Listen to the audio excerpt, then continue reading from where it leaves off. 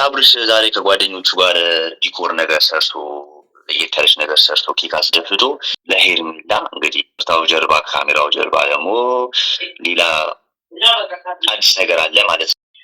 ቤተሰብ እንደምን ቆያችሁ? አረ ዛሬ አዲስ ነገር አለ እየተባለ ነው ቡታጅራ ላይ። ቆይ እስኪ ልደውል። ለማንኛውም ምንድነው ይሄን ያህል እያጣደፈ የደወለልኝ ይሄ ልጅ?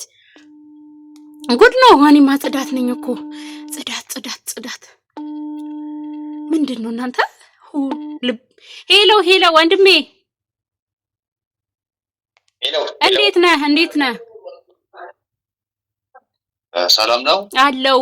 ምንድነው? ምን አዲስ ነገር አለ? ቴክስትም ሪከርድ ማርገህልኛል እና አብርሽ ዙሪያ አብርሽና ሄርሜላ ላይ የሆነ አዲስ ነገር አለ ልንገርሽ እያልከኝ ነበር። ምን አዲስ ነገር ነው? እስኪ ንገረኝ በእናትህ ስሞትልህ።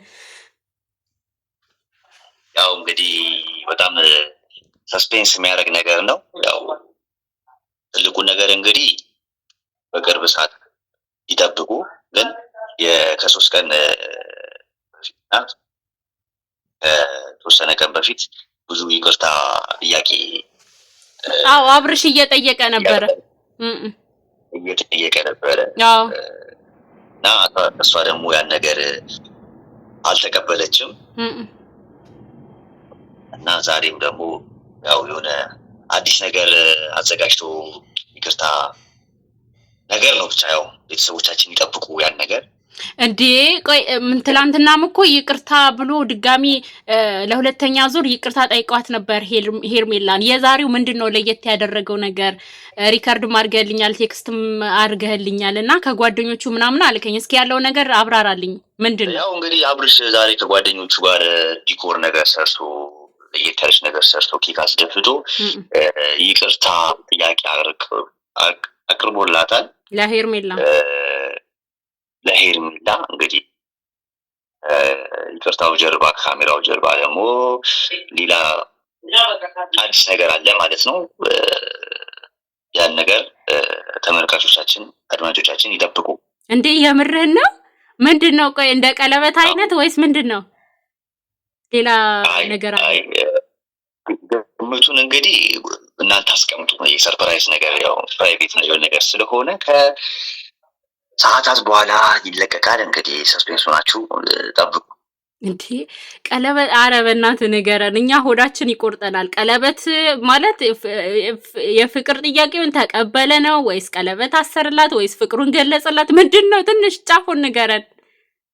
አትናገርም? ጫፉን እንግዲህ እኔ ጫፉን እንግዲህ ምንም ነገር አላችሁም። ከሰዓታት በኋላ ከትንሽ ሰዓታት በኋላ ይለቀቃል። እንግዲህ የእናንተን ግምት ማስቀመጥ ይቻላል። ገምቱ ቤተሰብ እንግዲህ ገምቱ። እኔ እነዚህ ልጆች ማለት ነው ወዴት እየሄዱ ነው? እሺ ዛሬ ነው ቪዲዮ እየሰሩ የነበረው ይሄንን ማለት ዲኮር አድርጎ ምናምን ይቅርታ ጠይቃት፣ ከይቅርታው ጀርባ ሌላ ነገር አለ እያልከኝ ነው? ሆዳችን ቆረጠን። ይቅርታው ጀርባ ነገር አለ፣ ይቅርታው ጀርባ ሌላ ነገር አለ። እንግዲህ ተመልካቾቻችንና አድማጮቻችን የራሳቸውን ነገር መገመት ይችላሉ።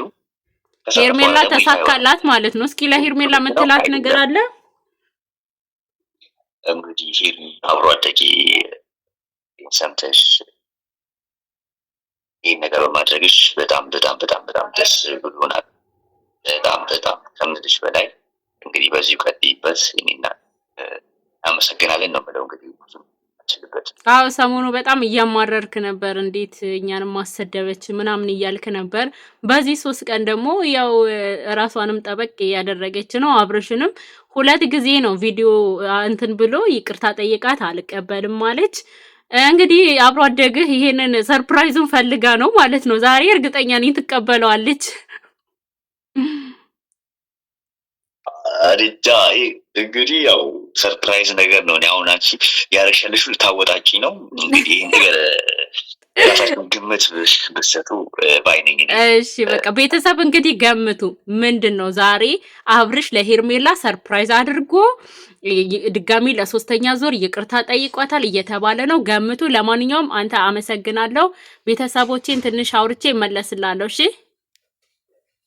እሺ እና ችግር የለውም። እሺ አመሰግናለሁ። ቤተሰብ እንግዲህ እንደሰማችሁት ነው። አብርሽና ሄርሜላ ምን እያደረጉ ነው? ዛሬ አብርሽ ለሄርሜላ ምን አይነት ሰርፕራይዝ ነው ያዘጋጀላት? ምን አይነት ወደ ጉዴ ፈላ። የወዳዚህ ሁሉ አመት ዳር እንግዲህ ከተፈታ እርሙ ሳይወጣ እንግዲህ ከውሽሚት ጋር የይቅርታ ሰርፕራይዝ ምናምን እየተባለ ነው።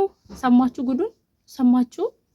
አብርሽ ለሄርሜላ ሰርፕራይዝ አድርጎ እንደገና ሌላም ነገር አድርጎላታል እየተባለ ነው። እንግዲህ ቤተሰብ ምንድነው? እኔ እኮ አሁን ይሄ ልጅ ሆዴን ሊያስቆርጠኝ ነው። የምሬ ነው። የወሬ ሱስ አለብኝ። የምን ማለት ምንድን ነው? እኔ አልገባኝም። እስኪ ገምቱ። ምን አረገላት?